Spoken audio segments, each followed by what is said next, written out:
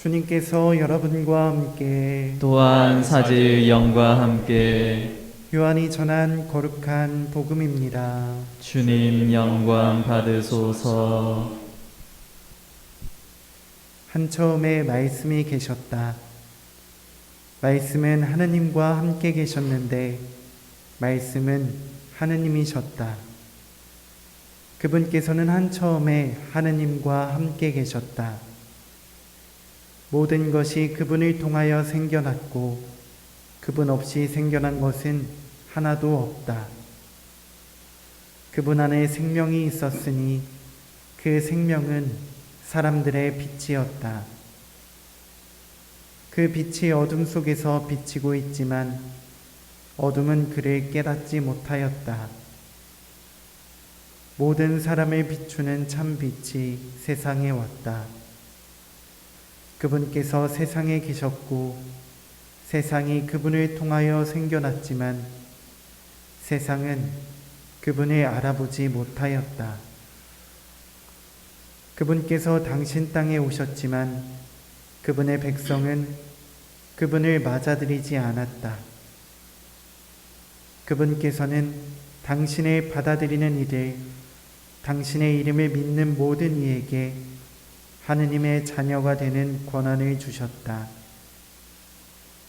이들은 혈통이나 유교이나 남자의 욕망에서 난 것이 아니라 하느님에게서 난 사람들이다. 말씀이 사람이 되시어 우리 가운데 사셨다. 우리는 그분의 영광을 보았다. 은총과 진리가 충만하신 아버지의 외아드님으로서 지니신 영광을 보았다. 주님의 말씀입니다. 그리스도님 찬미합니다. 모두 앉으십시오. 참 예수님 강생 이전과 이후는 선택된 민족 유대인과 이방인인 전 세계 민족에게 엄청난 변화가 생겼습니다. 예수님 다녀가시고 2000년이 지났는데 그 2000년 세월 동안 유대인의 하느님이신 야훼 하느님은 이제 인류의 하느님이 되셨고 우리들의 하느님이 되셨습니다. 바빌론 유배 이후 기원전 538년 페르시아의 키루스 황제는 온건 정책으로 바빌론으로 끌려온 이민족들을 전부 자기 나라로 돌려보냅니다. 그 덕분에 유대인들은 가나안 땅으로 돌아옵니다. 예루살렘 성전에서만 하느님께 경배 드릴 수 있다고 믿었던 유대인은 50년 동안 바빌론에서 종살이를 하면서 예루살렘하고 수천 킬로미터나 떨어진 곳에서도 야훼 하느님을 경배할 수 있다는 사실을 알아냅니다. 그래서 아브라함부터 자신의 역사를 정리하고 족보를 만들고 경신례를 제대로 정립하고 하느님과의 관계도 다시 정립합니다. 하느님은 성막에 머무르시는 분이 아니고 그런 좁은 성전에 모실 수 있는 분이 아니라는 그러한 생각을 가지게 됩니다. 모세 오경을 비롯해서 역사서와 예언서를 정리하기 시작했습니다. 흐릿했던 야훼 하느님 신앙이 대전환을 이룹니다. 그럼에도 불구하고 유대인들은 죽음 이후의 세계는 없다고 믿는 사두가이파들도 있었습니다. 사두가이파는 바리사이파와 함께 유다 종교의 중요한 두 축을 이루는 종파였습니다.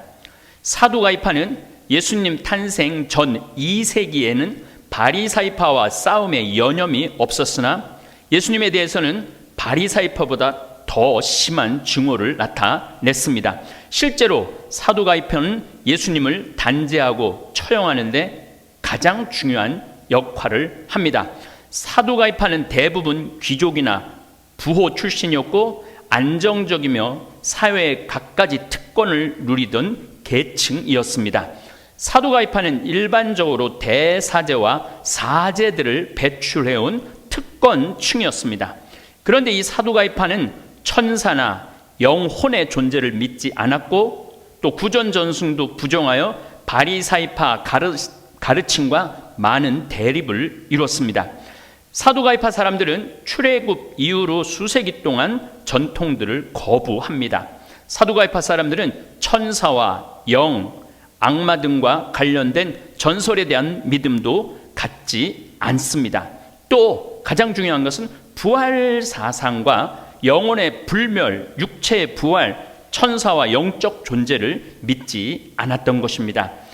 그런 사람들이 유대 종교의 야훼 하느님의 지도자였습니다. 그러니까 얼마나 혼란을 많이 겪었겠습니까?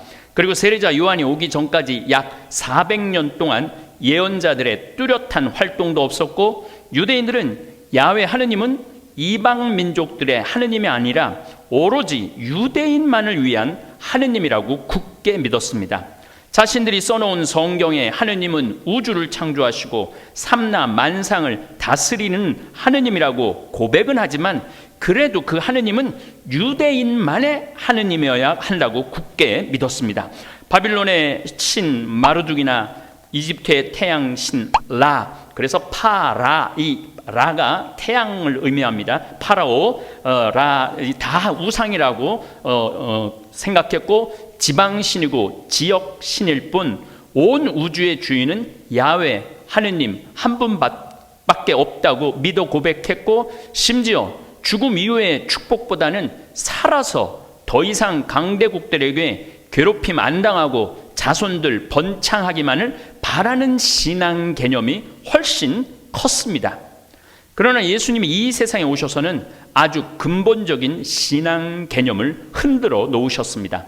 이제 더 이상 아브라함의 하느님, 이삭의 하느님, 야곱의 하느님이 아니라고 선포하십니다. 유대인이 개 취급하는 사마리아 사람들의 하느님, 이집트인들의 하느님 야훼 하느님, 페니키아인들의 야훼 하느님, 인류의 야훼 하느님이라고 과감하고 단호하게 선포하십니다. 유대인은 하느님의 이름을 함부로 부르지 않고 아도나이라고, 나의 주님이라고 이렇게 불렀습니다. 야훼라는 이름은 입에 오르낼 수가 없습니다. 감히 하느님을 아버지라는 표현도 하지 못했습니다. 그런데 예수님은 하느님을 아빠, 아버지로 단호하게 이름 불러 기도하셨습니다. 아브라함부터 예수님 시기까지 유대인은 하느님은 두려운 분, 벌하시는 분이라고 생각을 했는데, 하느님은 끝도 없이 자유로우시고 사랑 충만하신 분이라고 가르치십니다. 한 걸음 더 나아가 하느님을 믿어 고백하는 모든 민족들, 모든 사람들은 하느님을 아버지라고 부를 수 있도록 해 주셨습니다. 예수님이라는 이 시골 출신 젊은 청년의 선포는 너무나 획기적이고 단호했습니다. 2000년 전 유대인들은 받아들일 수 없는 내용을 예수님은 끊임없이 선포하시고 이야기하십니다. 마르코복음 1장 15절, 때가 차서 하느님 나라가 가까이 왔다, 회개하고 복음을 믿어라. 그리고 예수님은 안식일에 목을 매는 유대인들의 신앙생활을 흔들어 놓았습니다. 사람이 안식일을 위해서 있는 거지 안식일이 사람을 위해서 있는 것이 아니다. 그래서 안식일의 노예가 된 유대인들에게 예수님은 안식일보다는 사람이 더 중요하다는 말씀을 하십니다. 안식일에 손이 오그라든 사람을 고치고 성전에서 환전상을 둘러 엎으시고 사두가이파들의 경제 기반을 흔들어 놓으셨습니다. 물론 안식일을 중요하게 여기는 바리사이파의 신념도 깨트려 버리십니다. 루카복음 4장 17절에는 이사야 예언자의 두루마리가 그분께 건네졌다. 그분께서는 두루마리를 펴시고 이러한 말씀이 기록된 부분을 찾으셨다. 주님께서 나에게 기름을 부어주시니 주님의 영이 내 위에 내리셨다. 주님께서 나를 보내시어 가난한 이들에게 기쁜 소식을 전하고 잡혀간 이들에게 해방을 선포하며 눈먼 이들을 다시 보게 하고 억압받는 이들을 해방시켜 내보내며 주님의 은혜로운 해를 선포하게 하셨다. 예수님께서는 오늘 이 성경 말씀이 너희가 듣는 가운데 이루어졌다 하시면서 구약의 모든 예언이 당신에게서 완성된다고 선포하십니다. 그리고 분명 부활과 하느님 나라 그리고 영원히 벌받는 곳에 대해서도 모호한 개념을 가지고 있었던 유대인들에게 분명하게 선포를 하십니다. 착하고 올바로 살고 하느님 사랑과 이웃 사랑을 하면 죽어서 부활해 하느님 오른편에 앉는 영광을 얻을 것이고, 악하고 이웃을 돌보지 않는 사람은 영원히 꺼지지 않는 불 속에 던져져 고통을 겪을 것이라고 선언하십니다. 그리고 예수님 스스로 파스카의 희생제물이 되어 십자가에서 피를 흘림으로써 우리 인간의 죄를 짊어지시고 그 벌을 사해 주셨습니다. 십자가에서 비참하게 돌아가시고 가장 중요한 사건인 부활하십니다.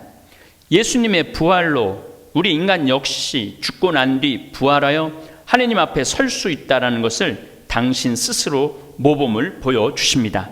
루카복음 24장 46절에 성경에 기록된 대로 그리스도는 고난을 겪고 사흘 만에 죽은 이들 가운데서 다시 살아나야 한다.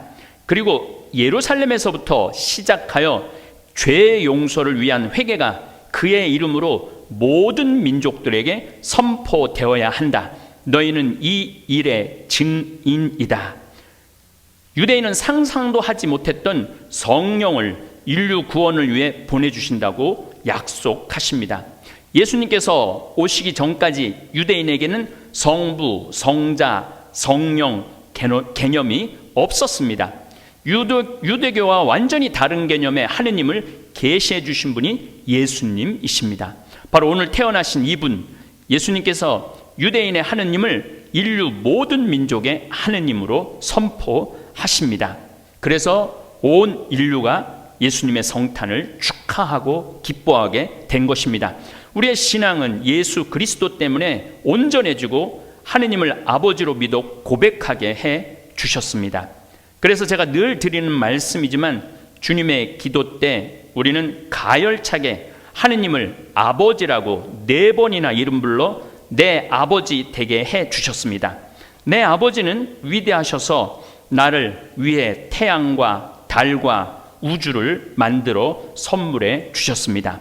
하늘에 계신 우리 아버지, 아버지의 이름이 거룩히 빛나시며 아버지의 나라가 오시며 아버지를 4번 이렇게 부를 수 있도록 해주셨어요.